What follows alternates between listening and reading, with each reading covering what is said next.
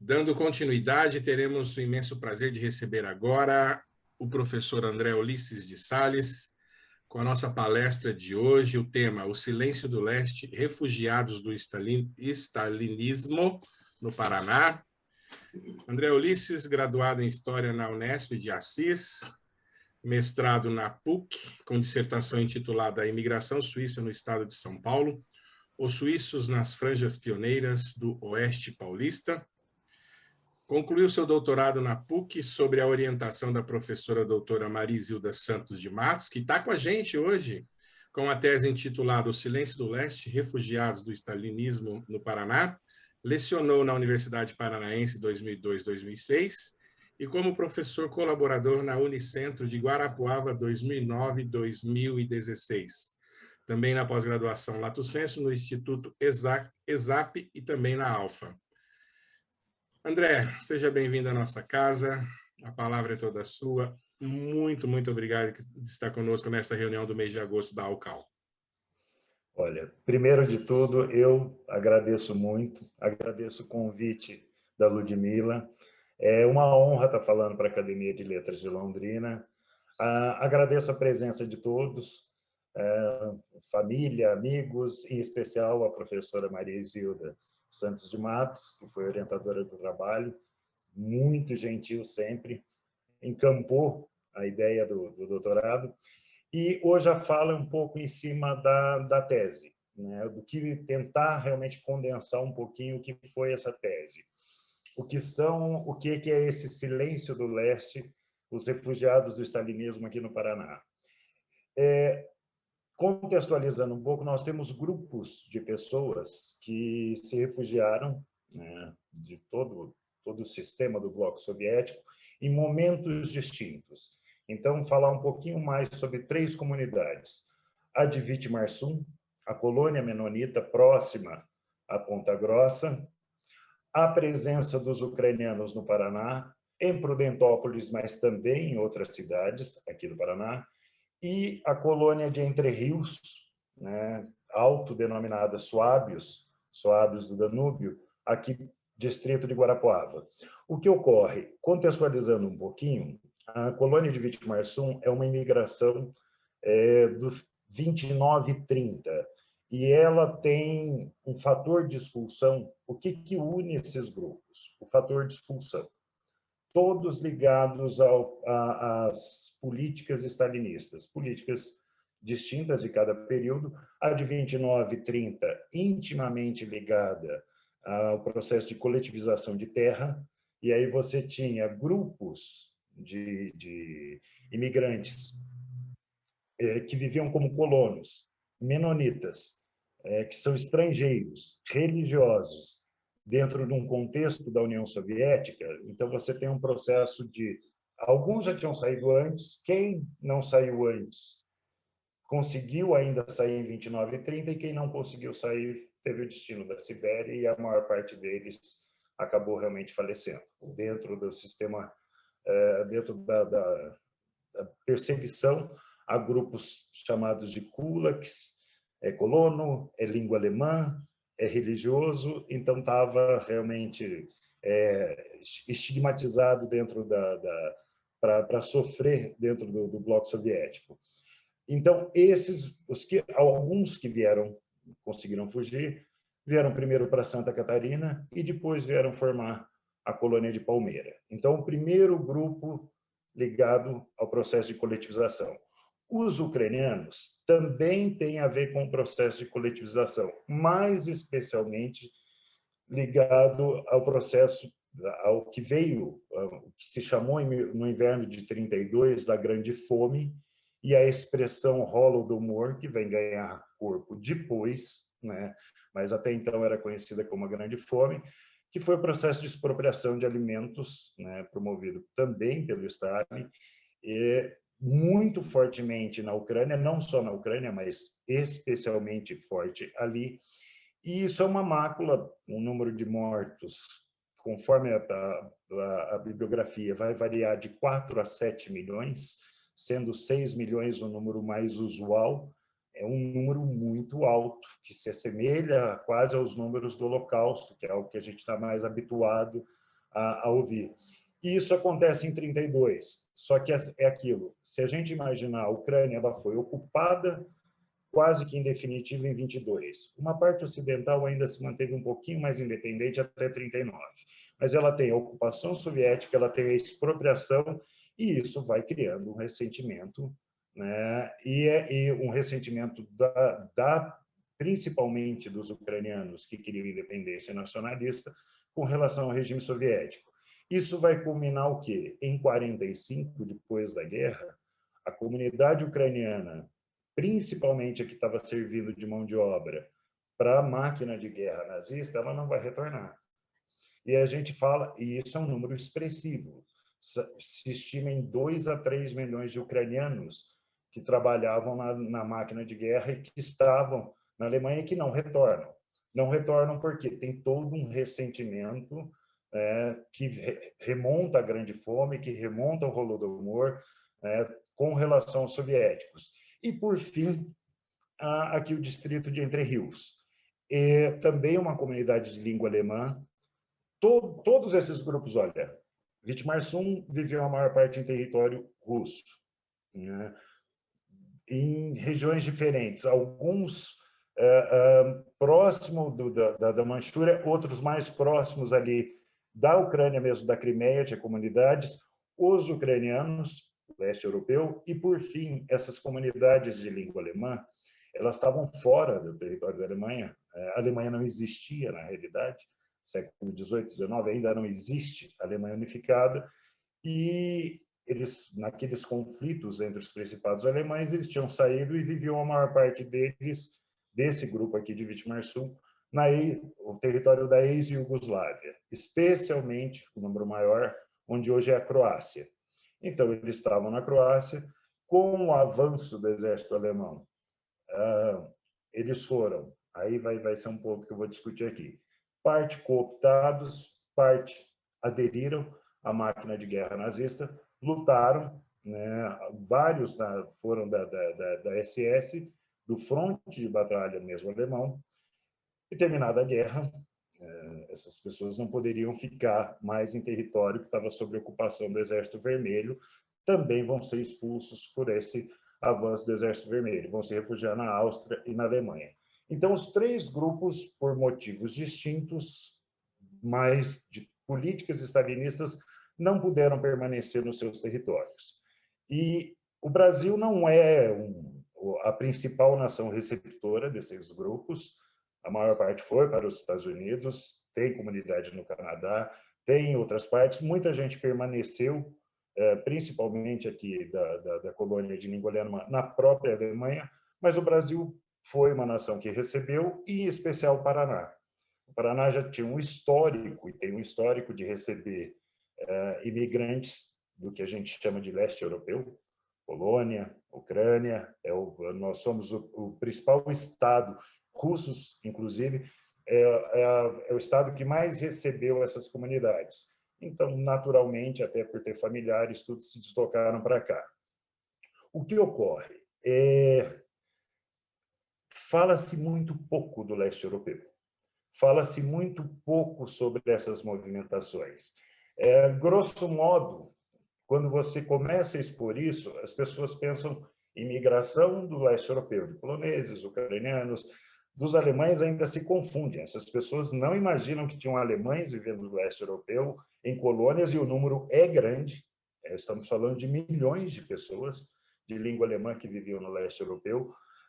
Então, assim, há um grande silêncio sobre esse assunto. Um dos objetivos da tese foi tentar interpretar o porquê desses silêncios, e tem várias causas, né? Tem o silêncio dos governos, o que é um pouco óbvio, né? Há um não reconhecimento, inclusive hoje, do governo russo, não pós-União Soviética, pós-queda do muro, a Rússia não trata dessas questões. Há um grande ainda silêncio por parte do governo, isso fortalecido nos últimos anos com o governo Putin. Então, assim, não se fala, não se produz muito pouco sobre isso a partir dos russos ou do governo russo. Mas também tem um grande silêncio dos governos ocidentais em relação a isso. Por quê? Essas comunidades, a hora que elas se refugiaram, ao final da guerra, todas foram parar nos campos da UNRWA, ligados às Nações Unidas. Os campos ficavam na Áustria e na Alemanha, e quem vinha do leste europeu, inicialmente, a gente teve uma passagem muito traumática para as comunidades, traumática, não trágica mesmo, porque a maior parte acabou sendo executada ou enviada para a Sibéria. Os governos ocidentais devolveram algumas pessoas à força, inicialmente. Então, assim, eu estou falando dos Estados Unidos, Inglaterra e França despachando, socando, literalmente, dentro de trens, devolvendo por reivindicação do governo stalinista, grande aliado, principal responsável militar pela derrota do nazismo. Essa é outra coisa também. Nós temos muito na nossa cultura da participação da Frente Ocidental. Não que ela não tenha sido importante, ela foi, mas a gente tem a coisa fílmica, do dia D, etc. Militarmente, em números de mortes, envolvimento em batalha, tudo, a Frente Ocidental não é nada comparado com a Frente Oriental. E realmente ali que a guerra foi decidida, e o principal aliado para derrotar o nazismo foi o Stalin, com todos os seus crimes, mas foi o Stalin. Então, assim, foi devolvida inicialmente à força. Então, qualquer coisa que se refira a esses grupos, a primeira coisa que se levanta é isso, essa devolução à força. Isso não é bom para os governos ocidentais, essa primeira imagem. Uma segunda é retomar esse período do Stalin como um aliado. E foi um aliado propagandeado. Uma coisa bastante esquecida é o Uncle Joey, o tio Joseph, os documentários americanos, documentários até elogiosos à coletivização. Você teve isso numa fase de 43, 44 e 45. Mesmo depois, com todas as críticas, todas as disputas da Guerra Fria, esse período caiu num esquecimento, num silenciamento. Então, não é interessante para os governos. E, em alguns casos, não é interessante para os próprios, eu vou tratá-los como refugiados, que eu acho que é a expressão que a gente tem que resgatar um pouquinho para retirar do silêncio. Dos próprios refugiados. Primeiro, por questões, às vezes, familiares. A família estava lá e tocar no assunto, ainda dentro do bloco soviético, poderia envolver riscos. Questões mais delicadas, por exemplo, também é muito difícil falar quem foi cooptado pela máquina nazista e quem participou por ver ainda preferi-la em relação ao bloco soviético, e isso aconteceu com as comunidades ucranianas, uma parcela delas, muito mais fortemente com os suábios aqui. Então, assim, são questões delicadas, ninguém quer ser associado ao nazismo. E também existe esse outro grande mito, né, da Alemanha, Itália e Japão apenas. Se você estender um pouco o apoio à máquina de guerra nazista, você vai ter em peso uma população da Croácia, você vai ter um peso de onde hoje é a República Tcheca, um peso gigante dos romenos e do nacionalismo romeno junto com a máquina, uma parcela menor, mas também dos ucranianos. Então, assim, tem questões muito delicadas. O nazismo, pelos seus crimes, ele se tornou um tabu, é óbvio, ninguém quer tratar disso, ninguém quer nenhum tipo de associação com isso. E ainda existem as outras questões, por exemplo, assim, aqui dos suábios eles lutaram nas tropas nazistas, então a questão é mais delicada ainda. Por que eles se autodenominam como suábios?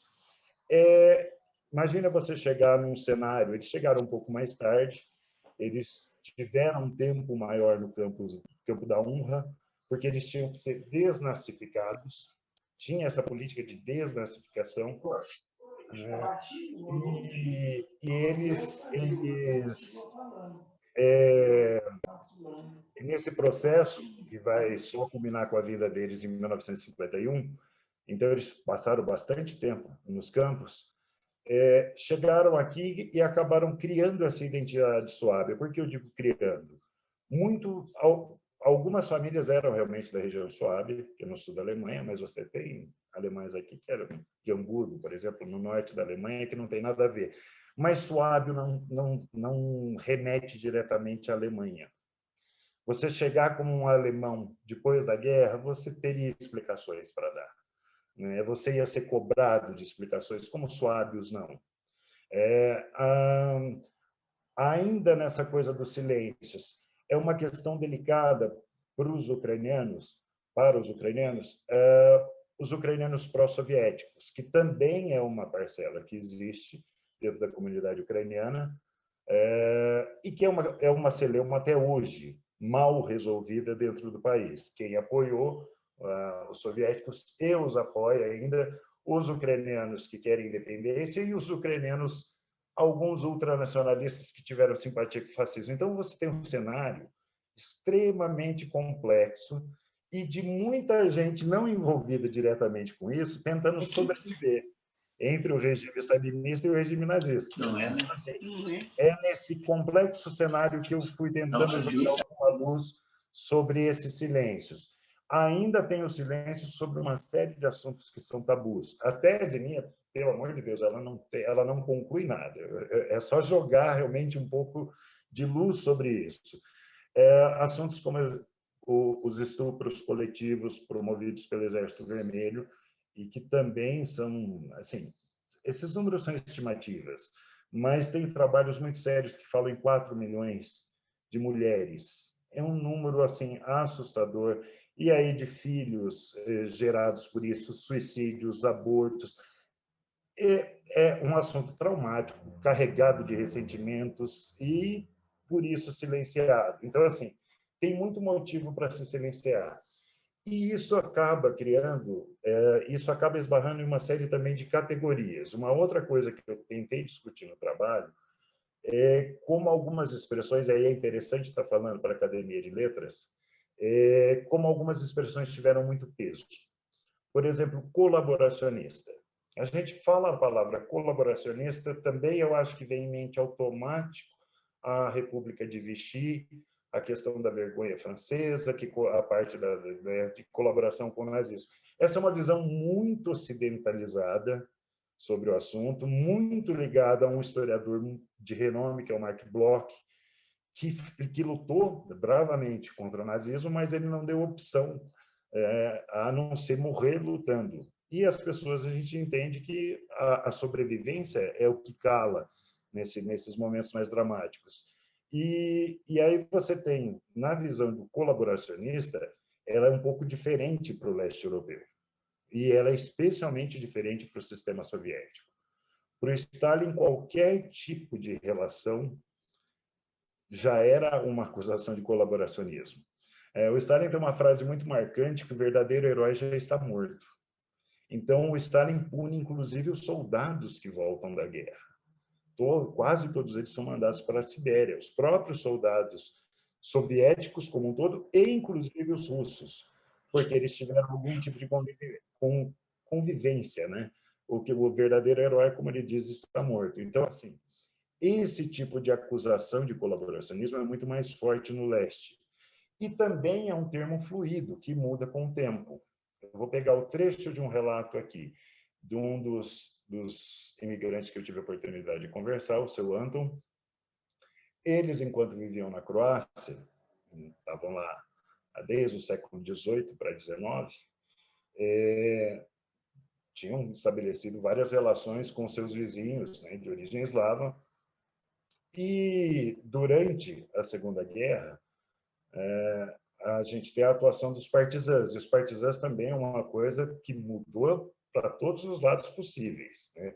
Teve partisã que recebeu armamento e lutou dentro contra os comunistas, apoiado pelo nazismo. A maior parte deles o contrário, apoiado pelo Stalin, armados, e os independentes nacionalistas, das guerras e das disputas e das limpezas étnicas entre croatas, sérvios e bósnios, que a gente vai ver estourar depois de sufocado isso, depois da queda do Muro de Berlim na Guerra da Bósnia. Então, assim, o que acontece? Ele descreve que o vizinho eslavo deles estão vivendo 30 anos, avisava quando ia ter ataque dos partisãs. E eles também avisavam esse vizinho quando ia ter alguma movimentação das tropas nazistas. Então, os vizinhos se ajudavam.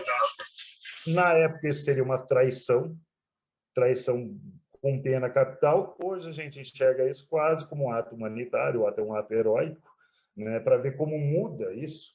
E eles seriam acusados no período de colaboracionistas, tanto um lado quanto o outro, até o momento em onde não tinha mais como proteger essa família de origem alemã que vivia, e esse vizinho avisa que não tem mais como, e também um dispositivo para ver os partisãs. Ele mesmo era partisã, esse vizinho, só que ele atacava outras vilas, onde ele não tinha vínculos. E quem vinha atacar aqui eram eslavos de vilas vizinhas, por causa dessa coisa do convívio. Então, assim, você tem esse termo que é muito fluido do colaboracionista e o medo de ser acusado. É impossível de mencionar, fazer julgamento moral. É muito complicado. Você, por exemplo, as pessoas que passaram muito tempo, os ucranianos, por exemplo, que trabalharam nas fábricas ou nas fazendas na Alemanha durante a guerra, se eles voltassem para a Ucrânia, eles iam ser acusados de colaboracionismo, igual a máquina. E a grande maioria deles foi cooptada, foi obrigada, né? Tem a parte que aderiu, também tem. A gente vai saber algum dia quem foi quem, não tem. Mas é esse tipo de coisa. Tem a ver com a sobrevivência, tem a ver... não cabe um olhar moral, como muitas vezes eu vejo o pessoal querendo dar. Não cabe. Eu acho que não cabe. É uma outra expressão, displaced persons, ou vou tratar aqui com pessoas deslocadas ou deslocados de guerra. Essa foi uma expressão inventada, literalmente inventada em 1944. De novo, ela ajuda a esconder a questão do refugiado. Você tem uma massa se deslocando do leste europeu para o ocidente, uma massa mesmo. Também tem variação entre os autores, mas vai de 12 a 18 milhões de pessoas. Até então, é o maior deslocamento de refugiados que existem. E a gente fala de refugiados de guerra, acho que a maioria pensa em alguma coisa promovida pelo nazismo. A consequência mais direta desse refúgio não é o nazismo, são as pessoas se refugiando do stalinismo no Ocidente. E como você vai tratar de refugiado alguém vindo de um país aliado? Isso é um problema, né? Como um país aliado gera refugiados? Então, ele não gera refugiados. Se cria essa expressão deslocados, pessoas deslocadas ou deslocadas. É um eufemismo. É um eufemismo, só que é um eufemismo oficial e impressionantemente rapidamente adotado pela imprensa, sem muitos questionamentos, e assim ele permanece, de certa forma, até hoje. Então, quebrar também com esse eufemismo é importante. Imigrante. Também é uma expressão que se confunde.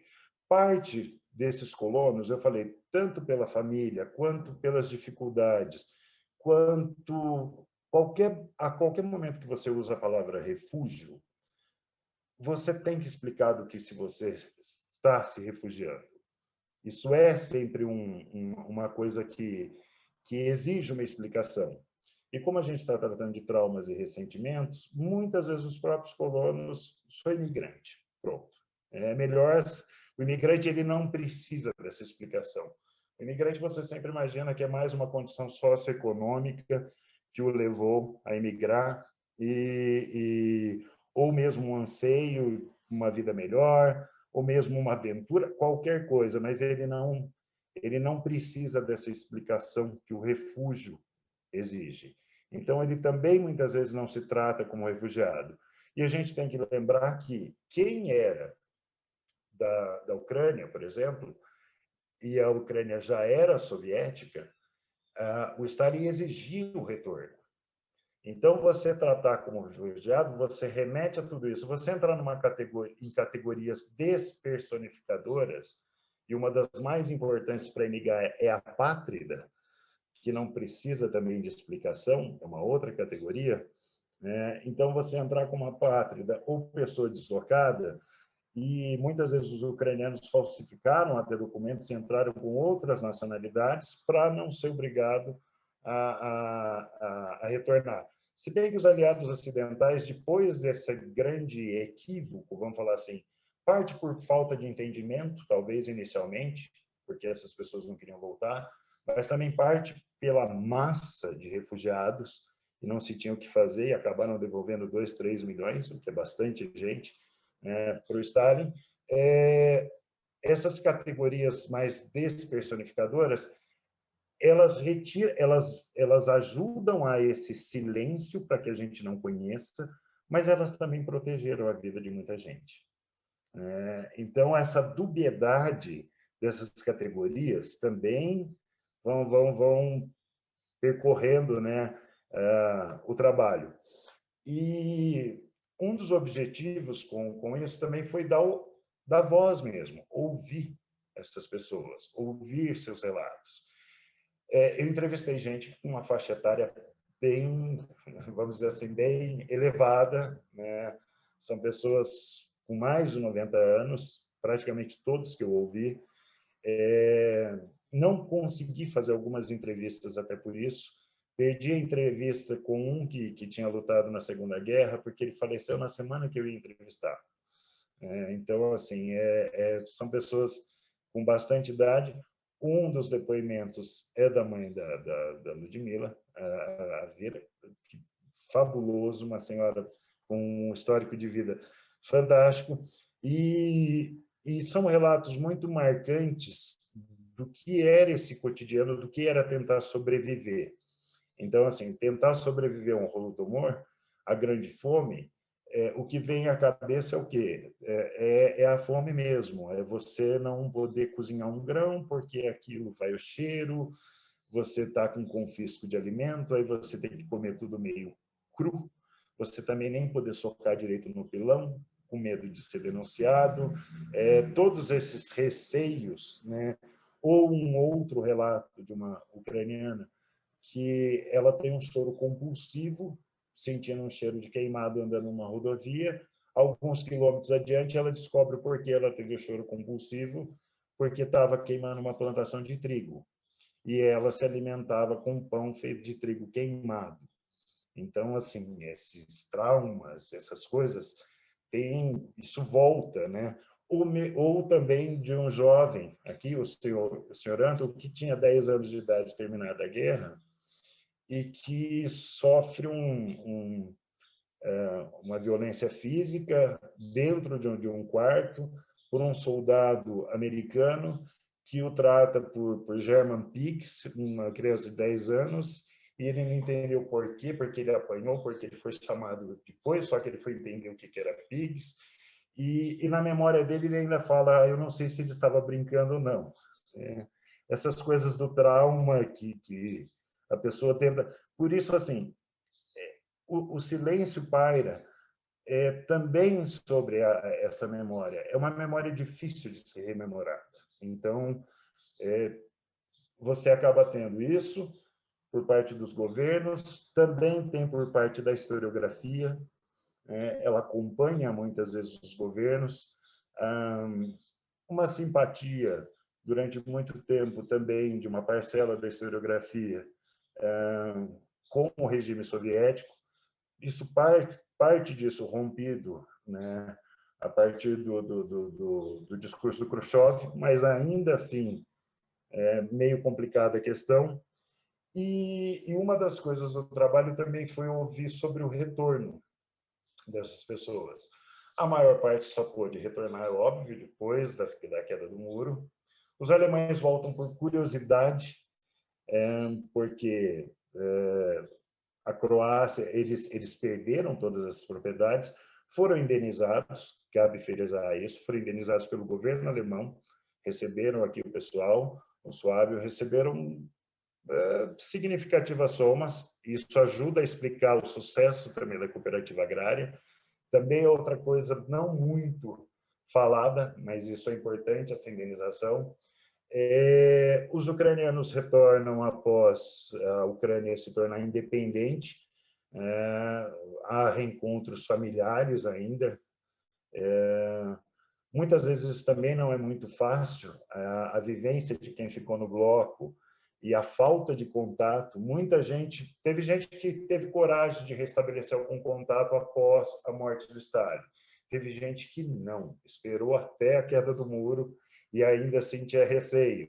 Então, você tem, assim, esse ato foi muito longo, a vida no bloco soviético com relação ao mundo ocidental também é muito distinta, e aí teve alguns relatos interessantes na tese, como essa reaproximação muitas vezes não foi simples, né? Não foi muito fácil, né?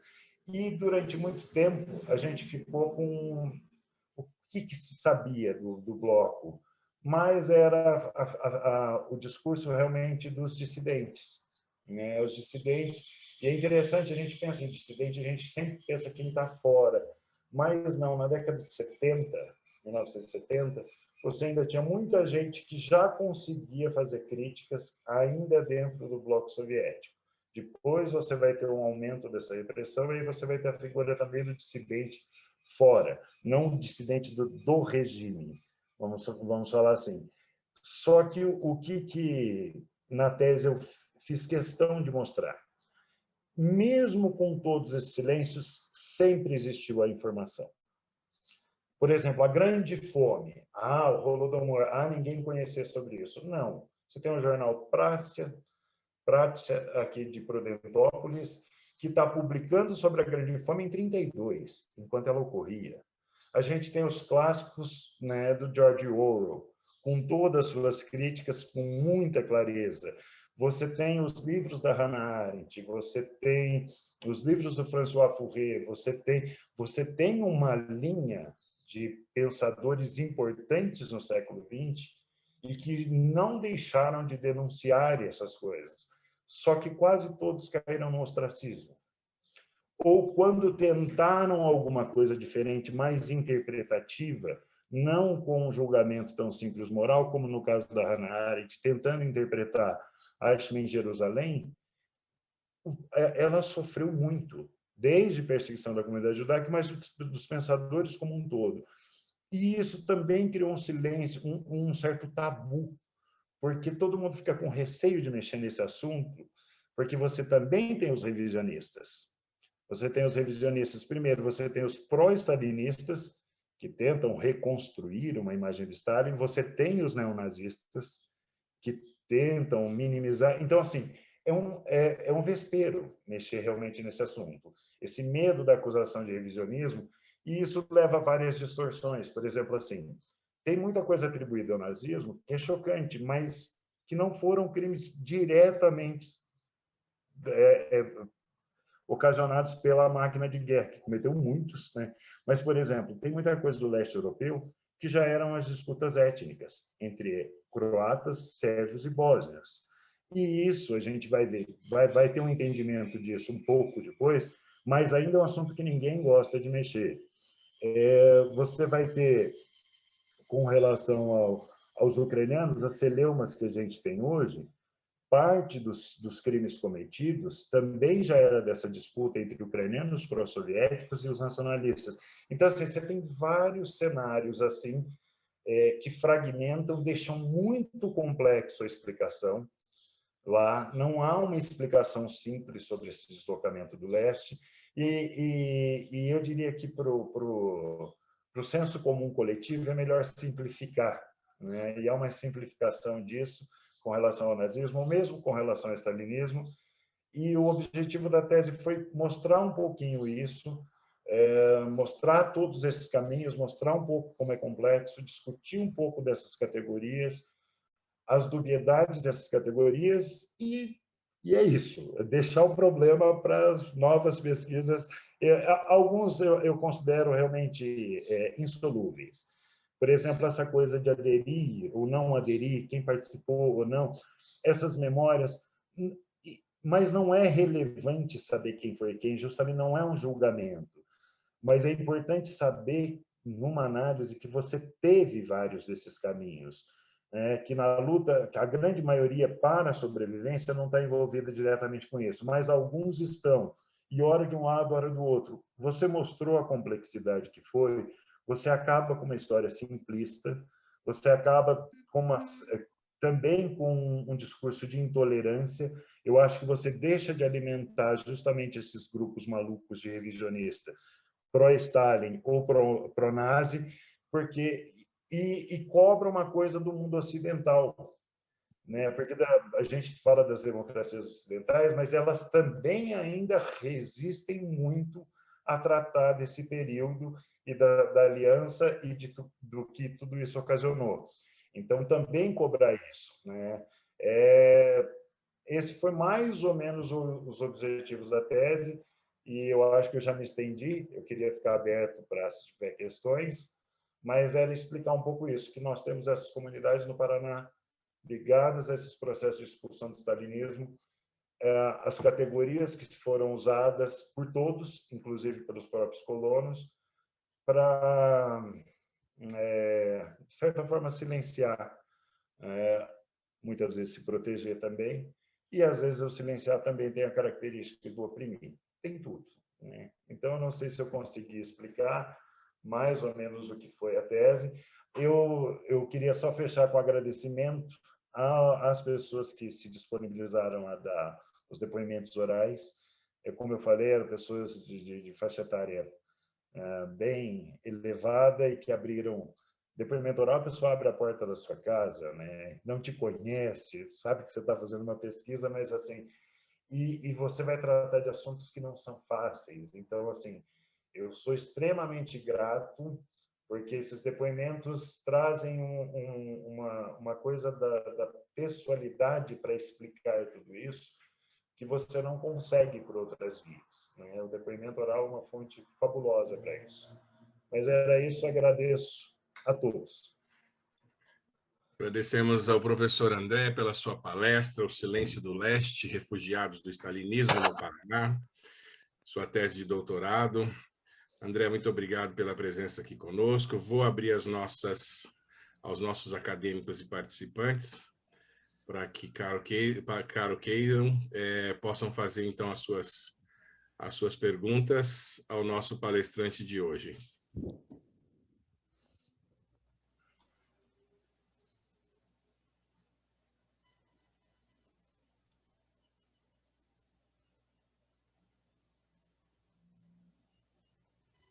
Ludmila, você abriu seu microfone, você quer fazer uma pergunta? Eu aguardei que alguém tomasse a iniciativa, mas a timidez ainda está freando. Então, eu gostaria, assim, primeiro de agradecer ao André o convite. Conheci o André por causa do tema, ele me procurou porque soube da existência da minha mãe e descobriu que ela estava viva e que poderia contar algo sobre a história, sobre o que ela viveu. Então, eu digo que a minha mãe faz parte da história da humanidade do século XX, né? Então, gostaria de agradecer e, principalmente, de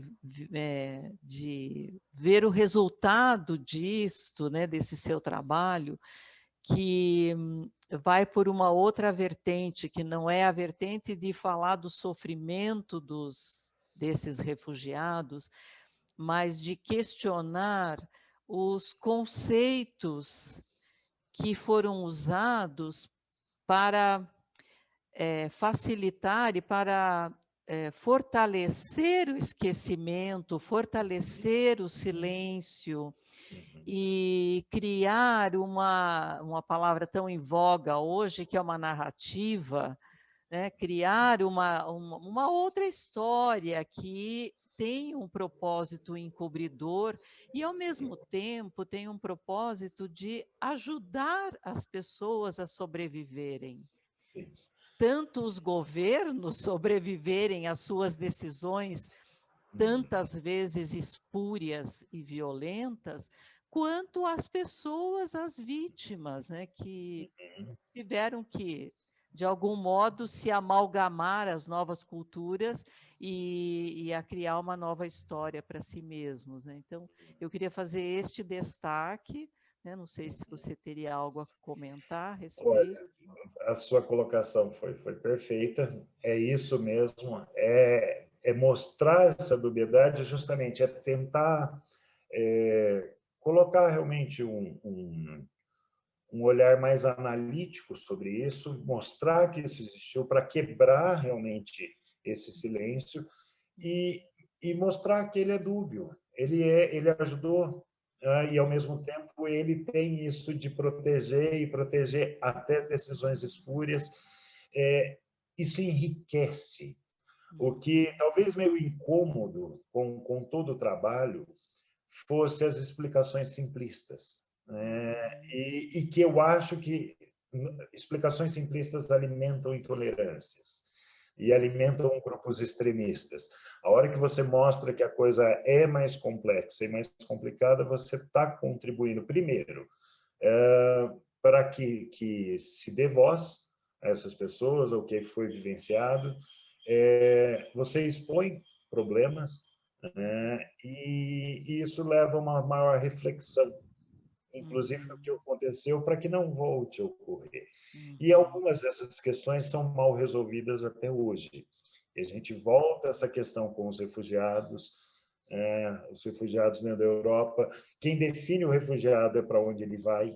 Isso é uma outra coisa também que eu quis explicar na tese, porque assim, por que a gente trata de alguns refugiados e por que hoje a gente trata dos refugiados da Síria? Porque eles estão indo para a Europa. Se eles estivessem se refugiando, infelizmente, para alguma outra nação não central, não rica e considerada periférica, nós não estaríamos falando nem dos refugiados sírios. O que determina o refúgio é para onde ele vai. Então, assim, levantar essas questões todas, eu acho que ajuda a enriquecer. E eu faço minha todas as palavras que a Ludmila colocou. Obrigada. Continuamos aberto, então, às perguntas ao nosso palestrante de hoje, professor Dr. André Ulisses de Sales. Se alguém mais se habilita, fique à vontade. Eu gostaria, Maísa. Maísa? Isso. Por gentileza, pode falar. Bom dia, André. Eu estou muito feliz de poder conhecer você e seu trabalho. Deixa eu fechar aqui só um...